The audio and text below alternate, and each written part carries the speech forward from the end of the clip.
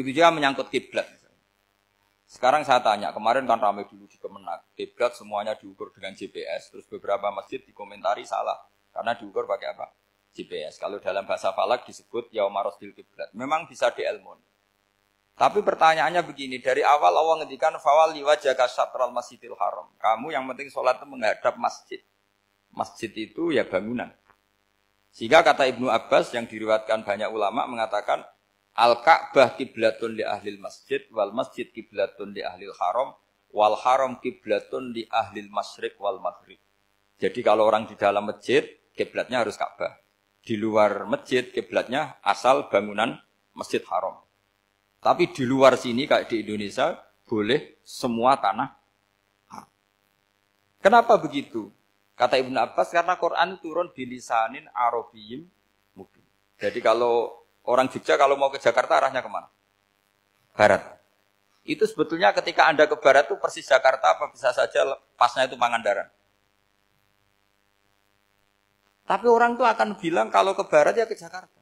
Meskipun presisi Anda tepatnya di Pangandaran. Nah kiblat seperti itu. Asal orang menghadap ke barat itu orang sudah bilang ke kiblat. Gak usah sedetail misalnya harus pas Ka'bah. Saya pernah debat sama tim ahli Kemenak. Gak bisa Gus, sekarang ada GPS harus tepat Ka'bah. Terus saya bilang gini, kalau teori Anda benar, berarti semua masjid luasnya maksimal 16 meter. Ka'bah itu luasnya hanya 16 meter. Berarti masjid Ulil Albab yang pojok sana sama pojok sana, kira-kira itu ya sudah tidak kena Ka'bah. Kalau harus tepat, Ka'bah itu kan diameternya hanya 16. 16 sampai 18 kalau nggak salah. Berarti semua masjid kalau ingin tepat Ka'bah harus pas 16. Kalau terlalu luas pilihannya harus cekung. Kan jadi aneh. Makanya saya itu sering Pak, dulu saya ini biasa debat fikih. Kalau di tradisi pesantren namanya Basul Masail. Saya punya teman yang paling kurang ajar, yang paling saya kenang dalam sepanjang sejarah. Dulu itu kalau debat fikih itu ya seru. Kalau aturan fikih kan gini, soft paling baik itu kan soft pertama. Baru kedua, baru ketiga. Yang paling keren kan soft awal, soft. Terus teman saya bilang gini Pak, ya kalau gitu gini aja Gus, desain masjid itu memanjang utara selatan. Biar semuanya soft awal. Gara-gara didesain begini kan ada soft 2, soft 3. Apa susahnya? Kita bikin mulai awal supaya masjid itu memanjang utara apa? Selatan. Supaya semuanya soft awal. Ya kalau ada hukum ya diimplementasikan dalam desain bangunan katanya. Jadi. Itu kan kacau.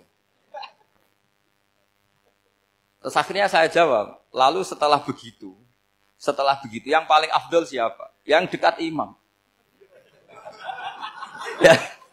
Ya sudah, bikin cekung saja kalau gitu. Artinya gini ya, beragama itu yang sehat. Jadi beragama itu berdasar riwayat. Berdasar riwayat, pernah ada ulama yang ngitung. Madinah menghadap Ka'bah itu ya tidak pas. Pernah dihitung pakai GPS. Kiblat Madinah ke Ka'bah itu ya tidak pas. Tidak seperti yang pernah dianjurkan Kemenak. Karena apa? Agama ini ngikuti bilisanin Arabiyyin mungkin. Seperti jenengan gini. Semua ini istilahnya apa? Menghadap Gus Bah. Padahal ada yang agak sana, agak sana. Semuanya ngaji sama siapa Gus Bah? Ya sudah. Istilahnya bertatap muka. Memangnya kita benturan. Ini bahasa. Jadi seperti ini semua namanya apa? Berhadap. Padahal ada yang agak samping, agak samping. Ka'bah juga gitu. Sebenarnya tidak se-ekstrim yang dibayangkan orang-orang. Cuma kalau bisa tepat, ya kita harus tepat. Tapi tetap saja tidak perlu 16 apa? Meter. Nah, fa'aina ma tuwallu fathamma wajhullah itu artinya menghadap. Menghadap itu menghadap arah. Makanya Allah tidak dawuh fawalli wajhaka nahwal Ka'bah, tapi fawalli wajhaka syatrul Masjidil Haram. Jadi ini penting saya utarakan supaya kita familiar dengan istilah-istilah Quran. Istilah Quran itu gampang sebenarnya. Kalau kita kaji itu gampang. Problem kita tidak pernah mengkaji. Jadi semuanya asing. Kalau kita mengkaji itu gampang sekali.